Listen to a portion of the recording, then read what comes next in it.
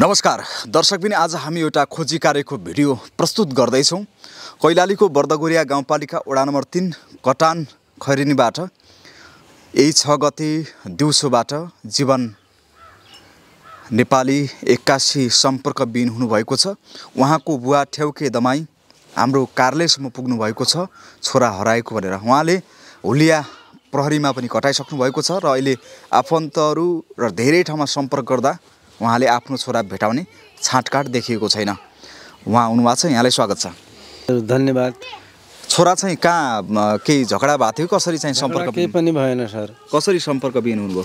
अब बड्डी अब खोलामा खडकाट गयो कि म अब त्यहाँ विवाहमा गएको चाहिँ हामी घर थियौँ न सर। हजुर घर थियौँ न। अब घर आउँदाखेरि अब त्यो घरमा छैन, विपत्ता भयो। त्यो दिनबाट खोजी कार्य गर्दाखेरि 6 गते दिउँसोबाट छोरा तपाईहरुसँग सम्पर्कमा छैन? छैन हजुर। मोबाइल नम्बरमा फोन लाग्छ कि लाग्दैन? लाग्दैन, मोबाइल नम्बर छैन हजुर त्योसँग। मोबाइल छैन? छैन सर।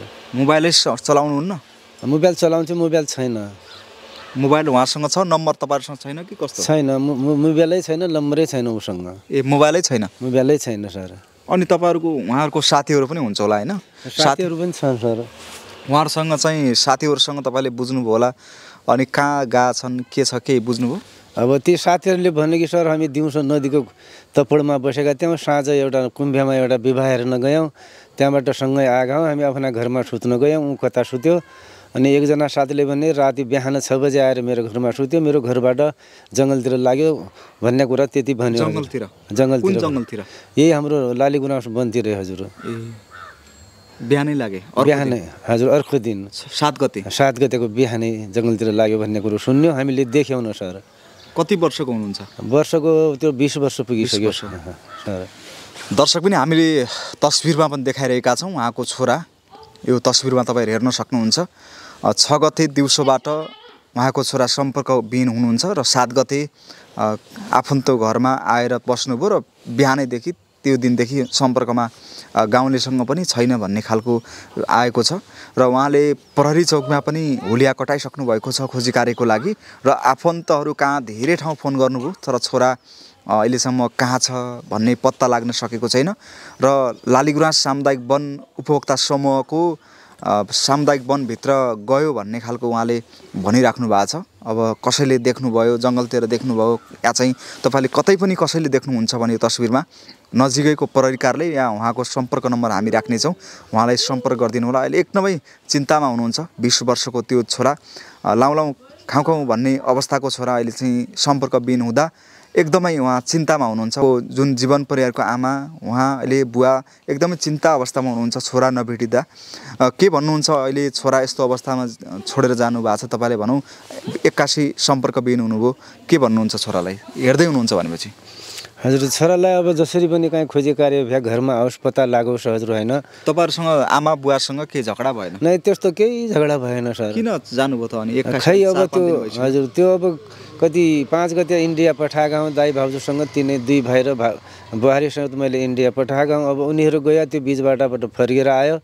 किन फर्केर आयो भन्दाखेरि अझ फेरि जान्छु भयो, मेरो 500 रुपियाँ छुट्याएको छु भन्यो, 500 रुपियाँ लग्यो, फेरि गयो। अनि त्यहाँबाट म विवाहमा गएँ, त्यो फेरि फर्केर घरमा आइया रहेछ। साँझ मैले 81 साँझ 5 गतेको साँझ देखेँ। अनि अब 6 गतेको दिन अब आइहाल्यो भनेर हामी केही बोल्यौँ न। इन्डिया पो जानुभयो कि? अब त्यो थाहा छैन सर, तब त थाहै नहुनाले। इन्डिया चाहिँ छोरा बुहारीसँग सम्पर्क गर्नुभयो? नाइ, त्योसँग गएन सर। त्यो त जानु भएको छैन। अहिले पछि पनि एक्लै भन्सारमा पुग्दाखेरि पनि जानुभयो कि पछि एक्लै गयो कि गएन सर, त्यो पनि थाहा छैन सर। थाहा छैन गएको कि। एकदमै चिन्तामा हुनुहुन्छ? चिन्तामा सर। अब अहिले चाहिँ ठाउँ ठाउँमा अहिले भर्खरै पनि अब यतातिर खोजेर आउनुभयो 2 नम्बर अहिले पनि हजुर, हर ठाउँमा खोजेर आएँ। अहिले पनि खोजी कार्य गरेर गाउँमा गएर त्यसरी खोजेर। उनीहरुसँग साथमा हिँड्ने साथीहरूले के भन्छन्? साथीहरूले अब दिउँसो हामीसँग थियो, राति हामी कुम्भ्यामा विवाह हेर्न गयौँ, त्यहाँबाट राति फर्क्यौँ। अनि हामी आफ्नो घरमा आइगयौँ। त्यो खै कता गइथ्यो भन्ने कुरो त्यो साथीहरू भन्छन्। जति सोधे पनि त्यस्तै भन्छन्। कसै बेला हामीले भेटाएको थियौँ भन्छन्, कसै बेला दिउँसो हामीसँग साथ बिउ भन्छन्, कसै बेला राति हामीसँग साथ बिउ भन्छन्। कस्तो खालको हुनुहुन्थ्यो हजुर छोरा? हजुरको मेरो छोरा हजुर न अब त्यस्तै खालिया छ हजुर। छन् त हुन त अब त्यो लाटो पनि छैन, अब चलाक त चलाकै छ। र अब केही अब कतै चक्कर थियो केटीहरूसँग? केटीसँग त्यस्तो त केटीसँग चक्करमा त कहिले लागेन सर। त्यस केटीसँग मतलब विवाह गर्दैन म पाल्नै सक्ने होइन म किन गरौँ विवाह भन्छ सर। केटीसँग त चक्कर बोल्दैन केटीसँग। जङ्गलतिर चाहिँ किन जानुभयो होला त? खै अब किन गयो सर। अब जङ्गलतिर खोज्नुभयो तपाईँले? जङ्गलतिर पनि खोज्यौँ सर, अरूसँग पनि पत्ता लगायौँ। हजुर, गोठालाहरूलाई पनि भन्नुभयो? भने सर, त्यहाँ आफूले पनि हेऱ्यौँ जङ्गलतिर, छैन, कतै छैन, कहीँ भेटाएन सर। अब के भन्नुहुन्छ तपाईँले? प्रहरी चौकीमा पनि हुलिया कटाइसक्नु भएको छ, के भन्नुहुन्छ? अब थुप्रै दर्शकहरूले यति बेला लाखौँ दर्शकहरूले हेर्दै हुनुहुन्छ, के भन्नुहुन्छ त? अब जसरी पनि कहीँ पत्ता लाग्यो एउटा नजिकको प्रहरी चौकमा बुझाइदिए, अब मेरो जिम्मा फेला परिदिएपछि म त्यतिमै खुसी थिएँ सर। हजुर, दर्शकबिन उहाँले भन्दै हुनुहुन्छ मेरो छोरा जसरी पनि फेला परोस् भनिराख्नु भएको छ। दर्शकहरूले यो भिडियो धेरैभन्दा धेरै सेयर गरिदिनु होला, सबै माझ पुर्याइदिनु होला। उहाँको छोरा जो कसैले पनि देख्नुहुन्छ हामीले तस्बिरमा राखेका छौँ, नजिकको प्रहरी कार्यालय अथवा उहाँलाई सम्पर्क गरिदिनु होला। अहिले निकै चिन्तामा हुनुहुन्छ र इन्डिया जान्छु भनेर गएको छोरा अर्को दिन गाउँमै थियो र त्यसपछि जङ्गलतिर पसिसकेपछि अहिले सम्पर्क हुनुहुन्न र अन्तिममा के भन्नुहुन्छ? अन्तिममा सर अब कहीँ जङ्गलमै लागेपछि अब कहीँ जङ्गलमै त्यस्तै केही घटना भयो कि भन्ने डरमा छौँ सर म। डरमा छौँ, या कसै साथीहरूले अब कहीँ खाइपिएर नसासंसा खाएर कहीँ त्यतै मारिदियो कि भन्ने चिन्तामा पनि छौँ। त्यही उसले मैले यो खोजीकारी गर्न खोजेँ सर जङ्गलतिर। हजुर, के नसा पनि गर्नुहुन्थ्यो? नसा त अब कहीँ थिएन, बिँडी त म त पिन्थ्यो सर। अब रक्सी खाएको त मैले देखेन नसा, अरू नसा गर्न त। भनौँ समयमै साँझतिर कतै गए पनि समयमै घरमा आउनुहुन्थ्यो कि के थियो? समय आउँथ्यो सर, आयो भने अझ साथीहरूसँग बस्न गयो भने फेरि घरमा आएर फेरि जान्थ्यो, फेरि आइहाल्थ्यो।